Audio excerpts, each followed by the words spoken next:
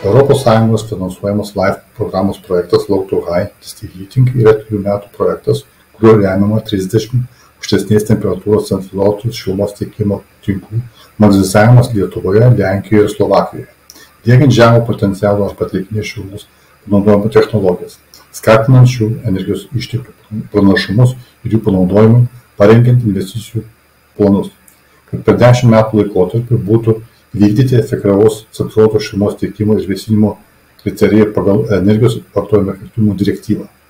Tyrimos žemo potencialo atsinaujinančių energijos išteklių panaudojimo technologijos apims bent jau saulės šilumos, geotermijos ir šilumos siurblių panaudojimą.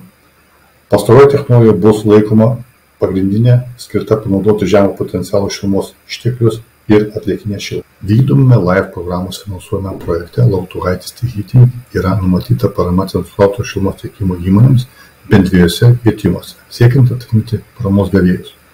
Bus vertinama bent viena iš šio žemo potencialo atsinaujinančių energijos išteklių naudojimo technologija. Saulės šiluminė energija, geoterminė energija ir šilumos siurbliai. Pastarasis pasirinkimas bus laikomas pagrindinė technologija, leidžiančia panaudoti žemo potencialo šilumos išteklius, taip pat panaudoti atliekinį šilumos potencialą.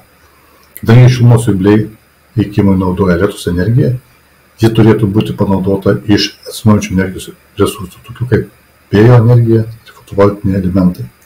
Projekte įgyvendinimo metu bus kuriama ir platinama žinojimo didinimo medžiaga, įskaitant techninius ir finansinius sprendimus.